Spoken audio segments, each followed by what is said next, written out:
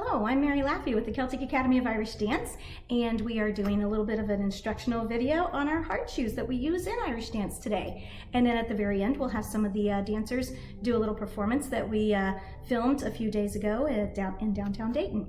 So today, with our hard shoes, because that's the shoe that everyone likes to learn how to do in Irish dance, or the dance that everyone likes to do just because of the noise that it makes, we have fiberglass piece on the bottom of the toe in the heel of the shoe, and this is what it looks like, minus the tape. The tape helps us not to slide on the floors. That's one of the reasons why we make marks, because typically it'll be the residue from either the gaff tape that we use, the electrical tape, or the duct tape.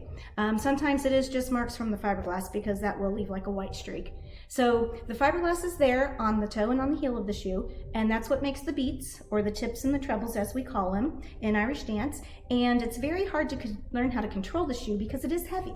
And it's a lot different in holding up the heel than what it would be in our soft shoes, because the heel does definitely have some weight to it, because it's got to be able to hold us when we go up onto it to do our little heel walks and that.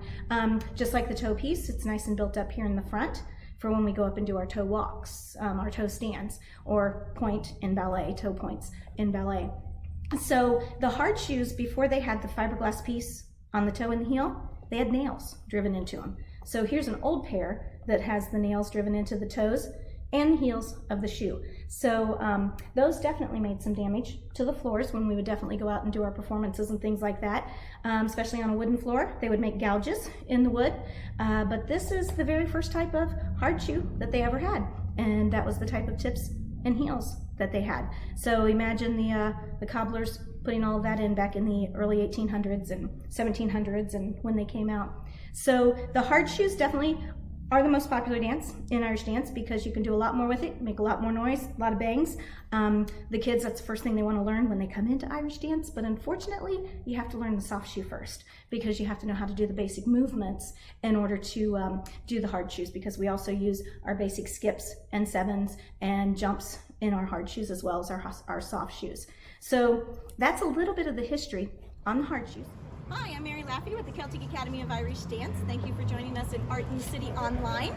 I have several of my dancers here, and one of our dancers that is also a live musician that's going to play for a treble reel. So just to introduce them real quickly, we have Miss Addison Randolph, Miss Emma Comer, Miss Alina Espy, Miss Layla Espy, and Mr. Chance Bruff. And they're going to perform some reels and do a treble reel step for you, and we appreciate you joining us online, the Celtic Academy of Irish Dance.